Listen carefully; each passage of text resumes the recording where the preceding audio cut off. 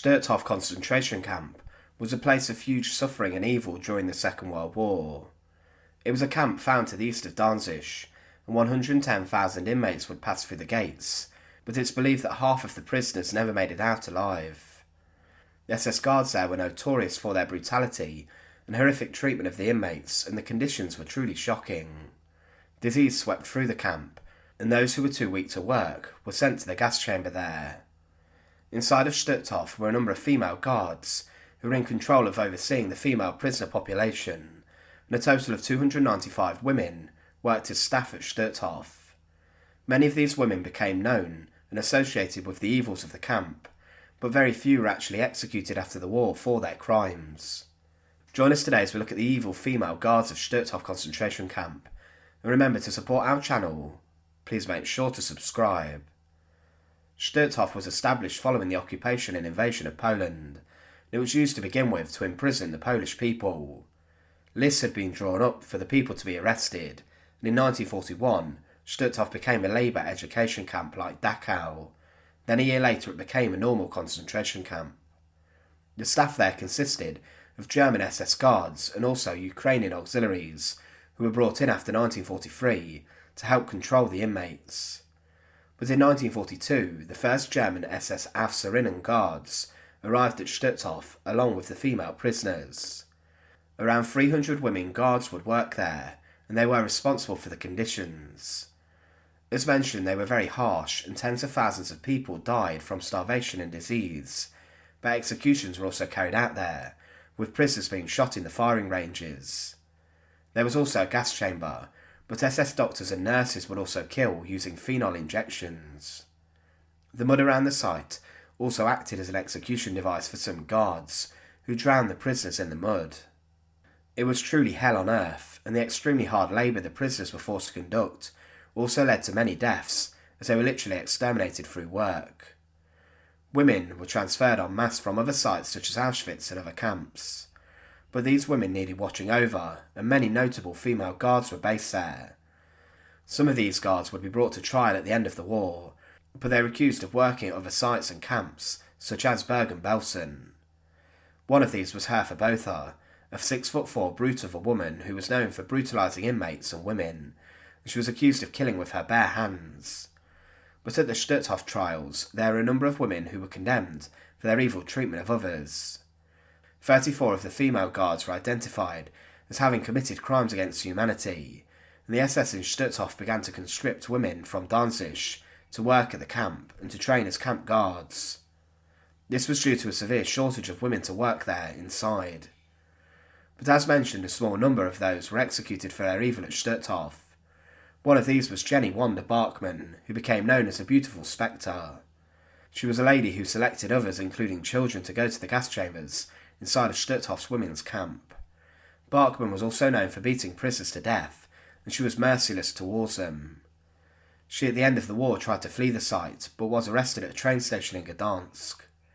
She was brought to the Stutthof trial, and it was said at her trial that she did not take it seriously. Barkmann was more bothered to flirt with the guards inside the courtroom, and she was more concerned with her hair than the court proceedings. After she was condemned to death, she said, "Life is indeed a pleasure, and pleasures are usually short." At the age of 24, she was executed on a huge gallows on Biskupia Gorka Hill near Gdansk. Elizabeth Becker also worked there, and she was known for selecting women and children to go to the gas chambers. Following working at the camp for a period of just 4 months, she fled and returned home. But Becker was arrested, and she was then sentenced to death for her crimes, despite her brief time working at Stutthof. She petitioned to be spared, but this did not go anywhere. The court believed she should have been imprisoned for 15 years, but no pardon was issued following the passing of the original death sentence, and she was too hanged. Von der Klaff was also executed for her crimes at the camp, and she was known for beating and assaulting prisoners on a daily basis. She was said to have been very intelligent and devoted to her work, but she admitted her crimes. Klaff stated she hit at least 2 prisoners a day, but she tried to flee the camp at the end of the war, but justice would catch up with her. Eva Paredes worked at the women's camp as an overseer, and then she became a wardress. She was swapped around different subcamps at Stutthof, and she later accompanied transports of women, but she tried to flee. One witness testified at the trial and said of her, she ordered a group of female prisoners to undress in the freezing cold of winter, then doused them with ice-cold water. When the women moved, Paredes beat them. She was another woman who was executed on the huge gallows in Gdansk for her crimes, being the last of the women to be hanged. Gerda Steinhoff was a baker and a tram conductor before she came to Stutthof answering the Nazi call for women to work there. She became a block leader and regularly took part in the selections of prisoners who were sent to their deaths. She was a woman who was very devoted to the Nazi cause, and she was a ruthless overseer, despite the fact she was condemned to die at the young age of 24. Erna Beilhardt also worked there, and during the war she was an auxiliary guard. She became known as an overseer, and her time at Stutthof compared to other guards was strange.